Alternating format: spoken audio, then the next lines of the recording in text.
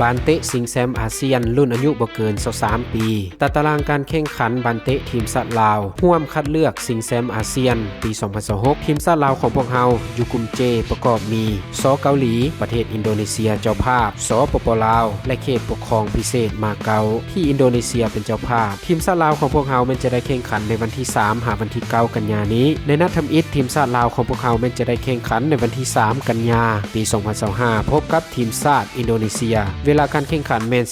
19:30 นาทีในนัดการแข่งขันนี้คอยวิเคราะห์และให้ทีมชาติลาวของพวกเฮาสามารถเอาชนะทีมชาติอินโดนีเซียไปได้2-1เหตุผลย้อนหยังคอยจึงให้ทีมชาติลาวของพวกเฮาชนะทีมชาติอินโดนีเซียทีมชาติลาวของพวกเฮาในชุดนี้แม้นมีนักเตะที่มีความสามารถค่อนข้างสูงบวกกับสภาพจิตใจของนักเตะแต่ละคนแม่นมาเต็มร้อยแน่นอนในงานนี้เฮามาเบิ่งนักกีฬาบานเตะทีมชาติอินโดนีเซียอยู่23ว่ามีไผแน่ที่จะมาสามารถปั่นป่วนทีมชาติลาวของพวกเฮาในนัดการแข่งขันนี้เริ่มต้นจากคนทำอิฐมิสเตอร์เนทฮานทีโจอีเอออนชื่อของลาวนี่ถือว่าค่อนข้างยาวในปัจจุบันนี้แม่นลาวลีนให้กับสโมสรวิลแลม2ในลีกของประเทศเนเธอร์แลนด์ตำแหน่งกองหลังน้ำหนักของลาวแม่นอยู่ที่78กิโลสูง182เซนติเมตรวันเดือนปีเกิดของลาวแม่นวันที่22เดือน12 2001อายุก็น่าจะประมาณ23หา24ปีลาวเป็นนักเตะที่มีความถนัดตีนซ้ายสัญชาติอินโดนีเซียแต่ประสบการณ์แม่นไปลีนอยู่ยุโรปดังนั้นเรื่องประสบการณ์ของลาวก็ถือว่าบ่ธรรมดาแน่นอนที่จะมาปั่นป่วนทีมชาติลาวของพวกเฮาจุดพิเศษในการลีนบานของลาวเวลาที่ลาวได้บานแม่นมักจะส่งออกทางด้านซ้ายเพราะว่าลาวถนัดตีนซ้ายแต่ทีมชาติลาวของพวกเฮาก็ต้องได้ระวังคือกันนี่แม่นสถิติการจ่ายบานของลาวและลาวก็ยังมีทักษะในการลอกบานเก่งมักสกัดบานแฮงเมื่อมีโอกาสแม่นลาวมักจะลอยขึ้นมามีส่วนร่วมในการยิงประตูสไตล์การลีนบานของลาวแม่นสไตล์แม็กไกวร์ของทีมแมนเชสเตอร์ยูไนเต็ดลักษณะของลาวก็น่าจะแบบว่าในเมื่อเรามีโอกาสก็น่าจะขึ้นมาบ่ว่าจะเป็นลูกฟรีคิกบอลหรือว่าจะเป็นลูกเตะมุมเพื่อมาลุ้นยิงประตู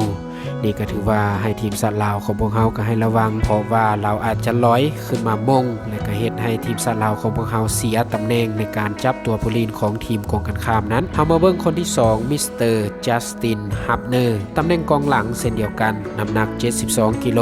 ส่วนสูง187เซนติวันเดือนปีเกิดของเราแม่นวันที่14เดือน9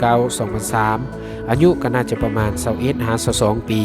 ถนัดตีนซ้ายสัญชาติอินโดนีเซียแต่ประสบการณ์ของเขาเจ้านักเตะของอินโดนีเซียในชุดนี้ก็ถือว่าบ่ธรรมดา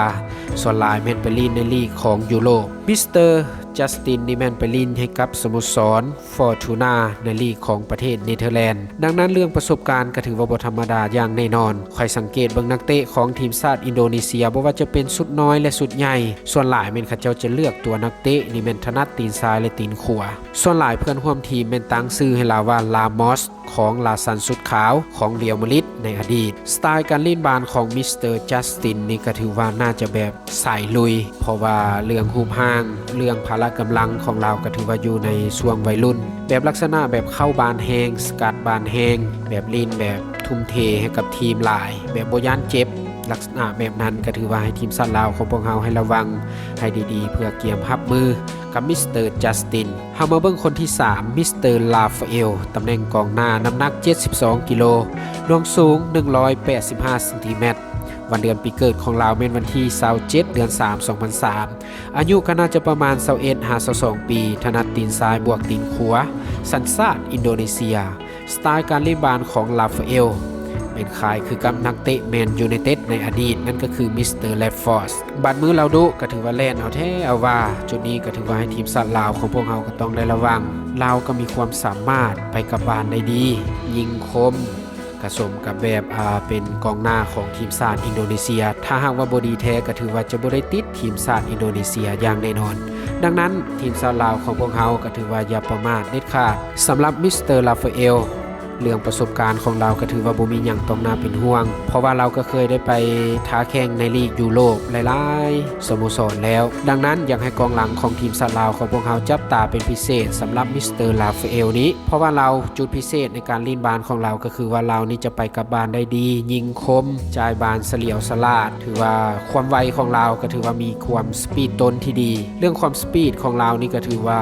แบบคล้ายๆคือนักเตะของสเปอร์นะมิสเตอร์ซองฮึนมินแบบส ปีดต้นแล้วเฮาเบิ่งคือว่าแฮงนั่นคือสิตกแต่เวลาเราแล่นไปแต่มันยังบ่ได้ตกง่ายๆดังนั้นจุดนี้ยังให้ทีมชาติลาวของพวกเฮาฟิตเพื่อเตรียมรับมือกับมิสเตอร์ลาฟาเอลซันให้ดีนอกจากนี้โค้ชของทีมชาติลาวท่านหาฮกจุนหัวหน้าครูฝึกทีมชาติลาวยู23ยังได้ให้บทสัมภาษณ์ก่อนเกมอีกว่าทีมชาติลาวยู23ของพวกเฮาแม่นมีการเตรียมพร้อมที่ดีนักกีฬาชุดนี้ส่วนใหญ่เป็นนักกีฬาที่มีอายุน้อยส่วนนักกีฬาตัวหลักแม่นบ่สามารถเข้ามาร่วมในรายการนี้ได้และในนัดการแข่งขันนี้พวกเฮาจะเฮ็ดให้ดีที่สุดและหวังว่าจะสามารถเก็บชัยชนะในการแข่งขันพบกับทีมชาติอินโดนีเซียอย่างแน่นอนเพื่อเป็นข่าวดีให้กับพี่น้องชาวลาวเฮามาเบิ่งรายชื่อนักกีฬาบานเตะของทีมชาติลาวยู23ว่ามีไผแน่เริ่มต้นจากผู้รักษาประตูมิสเตอร์กบโลกประทีปจากสโมสรเอสลามิสเตอร์ภูนินจากสโมสรสารวันยูไนเต็ดมิสเตอร์สุริศักดิ์จากสโมสรน้ำทายูไนเต็ดกองหลังประกอบมีมิสเตอร์อนันตสาจากสโมสรเอสลาคำมั่นจากสโมสรเอสลาอุ่นเพชรวงศาจากสโมสรเอสลาเพชรดาวันจากสโมสรเอสลาผู้หลวงจากสโมสรจำปาสักอาเวเนียโอคัมจากสโมสรกองทัพพุทธวงศ์จากสโมสรบีจีปทุมจากประเทศไทยสอนวิไลจากสโมสรจีบีกองกลางประกอบมีมิสเตอร์บิลลี่จากสโมสรเอสลาคำปานจากสโมสรสารวันยูไนเต็ดจันสมรจากสโมสร BIS Master บุญแพงจากสโมสรหลวงพะบางคอนสวรรค์จากสโมสร GB ส่วนกองหน้าตัวความหวังของทีมชาติลาวของพวกเราก็จะประกอบมีดังนี้เริ่มต้นจากมิสเตอร์ธนุศักดิ์จากสโมสรเอสลาดาวพหัสจากสโมสรเอสลามิสเตอร์ปีเตอร์พันธวงศ์จากสโมสรเอสลา